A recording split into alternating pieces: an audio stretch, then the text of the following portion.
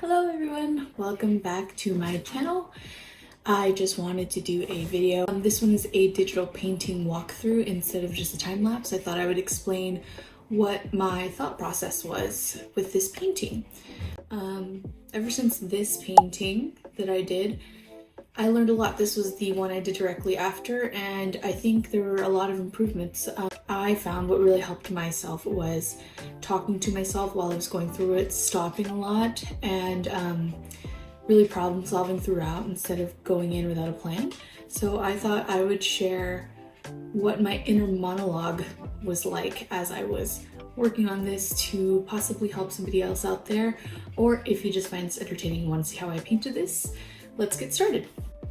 Okay, so here I started with a sketch, and something very important that I learned over time was never move on to painting unless your sketch is exactly where you want it to be. If the sketch underneath is wonky, you'll get a wonky painting. That's how I got something like this from years ago that I liquefied the shit out of, but never liked posted. As you can see, I really made sure when I was sketching not to move on from the sketch until the proportions looked correct, the eyes are in the correct place-ish. I did my best making sure to flip horizontally. Flipping your canvas horizontally will really help you see what's wrong with your painting or your sketch underneath. And as you can see, I'll move around the eye a little bit, liquefy some stuff. And then, before I forget, this was the reference that I used for this picture. I tried to go with it as best as I could, but I didn't want to copy it completely. I wanted to add what I wanted in this painting. Oh, an important tip. I pinched the canvas to make sure that my lines, my placement, proportions, everything read from far away. And that's something I've never done before. I have done it before, but it's something that I have had to train myself to do the same way I had to train myself to flip the canvas horizontally a lot more often while I draw. I really recommend that to prevent any sort of tunnel vision when you're working on a piece. It's easy to really zoom into something and work on fine details, but if the overall shape from afar doesn't read, you're not going to have a successful piece at the end. So that's a really good tip to maybe implement into your work. If you find that your sketch and your painting in the end don't really have great proportion or isn't reading well when it's small. Then once I got a sketch I was pretty happy with, I start mapping out shadows, and that's what you'll see here. I just took my lasso tool and I selected the spots where I saw most shadow, the darkest shadow, and then I filled it in with a gray. This was really a planning phase, and I recommend doing a planning phase. That's actually why I think this painting was a little bit more successful than the other one. Okay, but here I did get a little bit of tunnel vision, admittedly. I don't know why I started blending. I guess I wanted it to start looking pretty because it did look a little crazy. So this was completely unnecessary. Again, this was a planning phase. I think I just got carried away. If you need to do this to kind of see where your middle tones are, that's helpful, but I don't think I did this for any other reason than I wanted it to start looking pretty already. That's one thing I really need to fight, is the impatience of wanting to finish a piece. If I want it to be really good, I need to make sure that everything is right before moving on to the next step. Okay, and then I did change her expression a little bit. I started with a small smile in the beginning, but I thought that her lips and her cheeks would be a little bit more accentuated if she had a little bit of a pout or a pouty frown.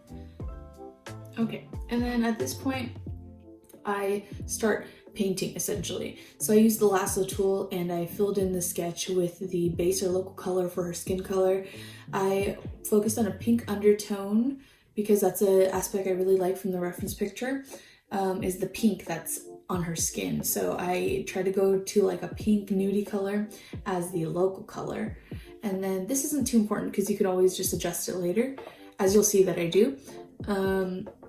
And then I block in the eyes, the hair later on right there. And then I added a wash of pink on her face, as you can see, just wash of pink. I did try to make it a little bit more purpley at first because that's what I wanted, but I decided to keep it warm for now just to make sure that the kind of like wash of pink or red stays on her face through the whole time. So I did that. Here I got a little bit of tunnel vision trying to line the eyes and do the eyelashes already, which I'm really bad at. I think that's why I tried to work on that first, because I have no idea why I tried to work on that first. Again, don't work on details until everything is right. So I then tried to block in the nose, and something I did that I don't know if I'm gonna do again later on is I went on a separate layer. So all before this with the local color and the washes and the kind of the lining of the eyebrows was on one layer, and then I decided to make another layer. So total 3 layers: sketch, local color, and then this now top layer. I don't know if I'm gonna do that again next time. It is a layer for shadow, so that's where I was blocking in with the lasso tool. The darkest shadow, I put in a very dark color. I put the blending mode on multiply, and then I put the opacity low as I thought it looked good. But something I learned, a technique I actually learned from Jackie Drushko, a character designer that is amazing at portraits and taught herself recently how to paint, is it's helpful to work on one layer and select colors that are in that layer so that at the end you get a very cohesive color palette. When I get frustrated here, I move on to the hair. I put, block in the color for the towel that's on her head, and then I move back on the lips. I jump around quite a bit because admittedly I don't exactly know what I'm doing. I just keep going. I have a problem here, I try to solve that problem, and I think that's part of learning. So bear with me here. Here, I believe this is like a gouache brush or a watercolor brush. I'm just putting in kind of dark red tones to keep the kind of the darker areas of her face included. Kind of just adding a wash in there for now. And then adding it there. I think this is where I realized that I should probably have this on one layer and not have it on a separate layer so that I can just keep selecting the color around and then work on top of that. So I'm working on that little spot under the mouth, as I described before, that I really like. I wanted that to be locked in so it doesn't get lost later.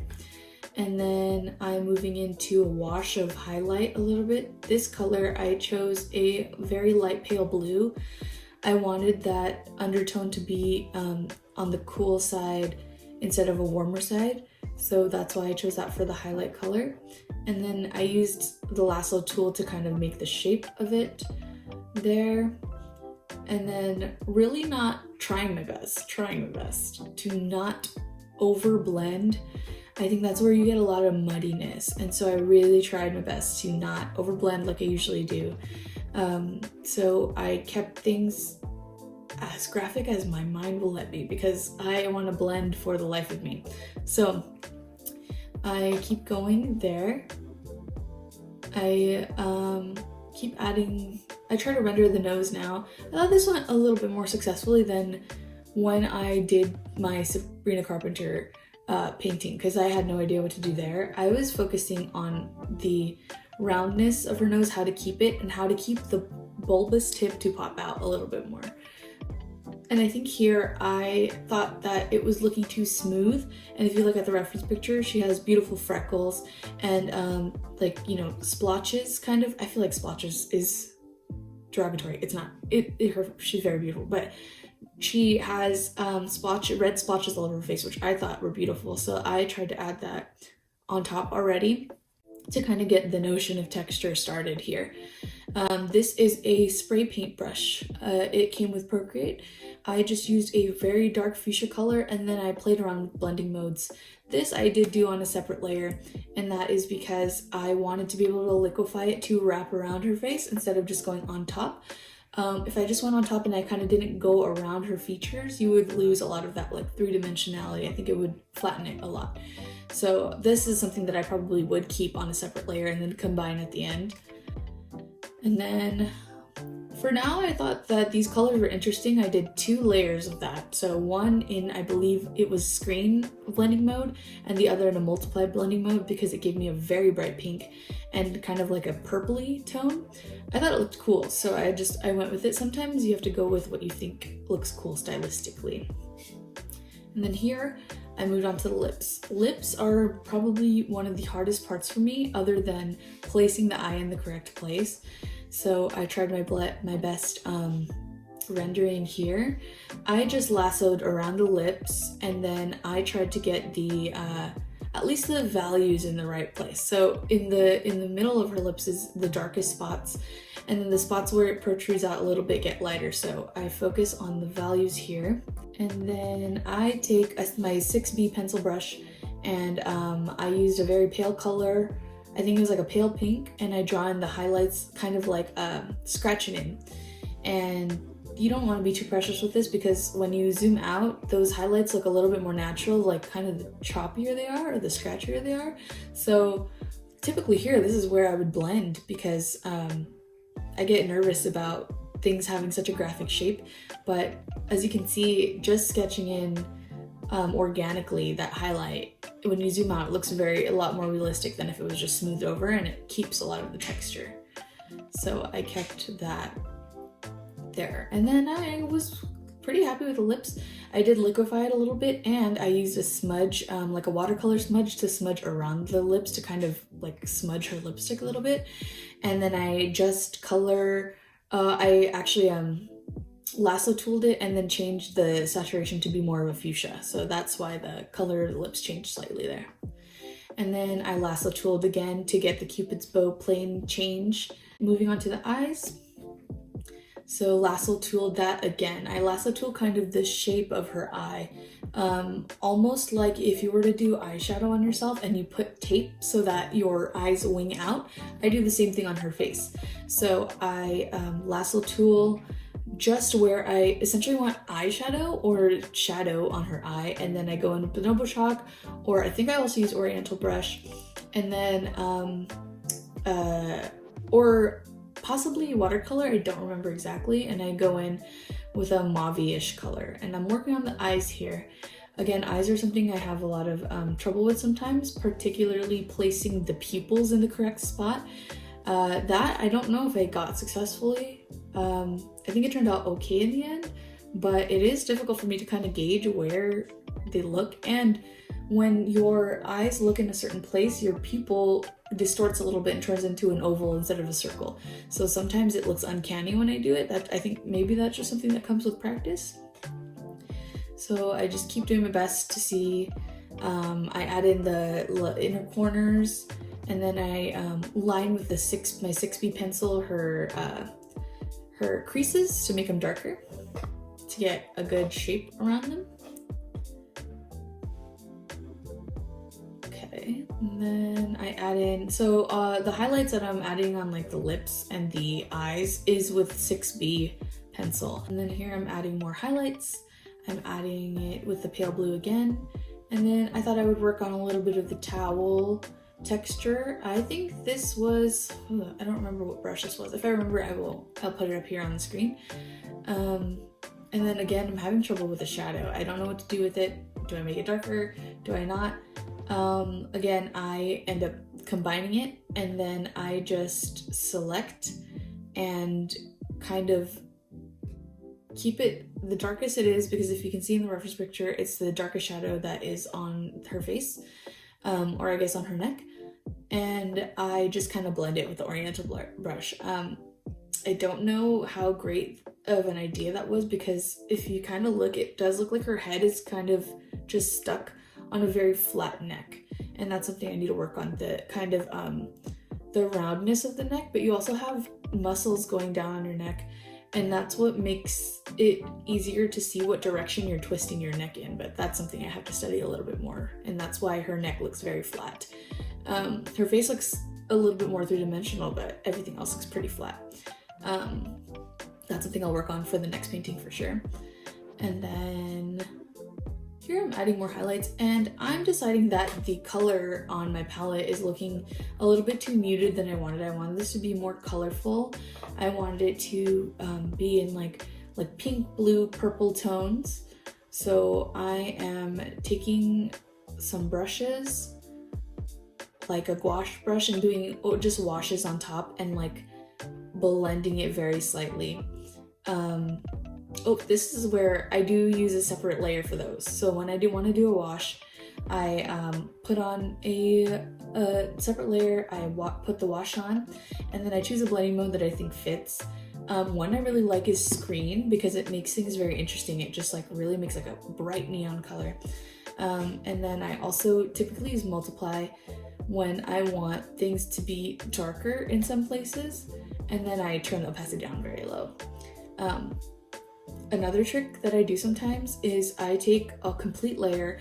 I either take Bonobo chalk or I take the watercolor brush. I make it huge, and then I make I wash the whole screen in it, and then I turn it down and I use that as a clipping mask on top just to add texture to everything. So that's a trick I really like to use. It helps it look a little bit more painterly, like you did it with actual brushes, like you watercolored everything. And then, so that's what I'm doing here, but in certain sections. And then, also with smudge, I never smudge with airbrush. That is it is too smooth. It doesn't add texture, it doesn't add interest, and I find that airbrush has a propensity to make things so muddy when you use it to blend. So I change my smudge to whatever brush I'm using. So my smudge varies from Bonobo chalk to Oriental brush to the gouache or watercolor brushes that I use, because you can use a smudge function with any of the brushes on Procreate. So that's what I do. I hardly use airbrush. Time and place for airbrush. And then here I'm playing with blending modes, working on the hair. The hair I didn't want to put too much focus on. I just wanted to make sure that the highlights were hit so that it looks like it's wrapping around her head. But I didn't focus on it too much. I wanted the focal point to be on her face. And then I'm going back in now with the eyelashes, something I'm so bad at. So that's something that if you see my Sabrina Carpenter one, you'll see how bad I am at that. But I went in with my 6B pencil, scratched them in as best as I could, made sure they were going in at least the same direction that it was on the reference picture. Select the eyeball color. Instead of erasing it, I just draw it to kind of taper it so it looks like an eyelash. So the color overall, since I combined everything in a layer, I can just go into changing the saturation and the color. So I adjusted it a little bit.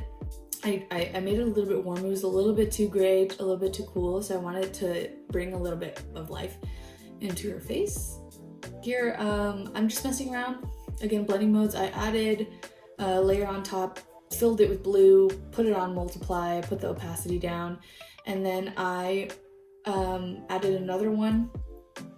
I believe I put it on Screen, and then I went into the effects and I pressed on Glitch, I believe it was, turned Glitch on completely, which it gave me this very cool glitchy effect on top, which I wanted to keep because you could see all those colors around her face. I didn't want it to look this strong, so of course I just turned the opacity down on that, but it added a very subtle texture and kind of color everywhere on top that I really like. And I do liquefy the whole thing a little bit more, just because I felt like, yep, there you go, the chin a little bit, just because I felt like her face was looking a little square. I don't know. I can't tell you why I made every decision I made, but and then I flipped it to be this way. I thought it looked a little bit better that way, and that is the finished digital painting. It is now nighttime. I enjoyed this walkthrough. I hope it was helpful for some of you. I really enjoyed doing it. I felt like I learned a lot from the last time I did a digital painting just in another session. So I'm excited to move on to the next. And thank you all for watching. I hope you enjoyed. I'll see you in the next video.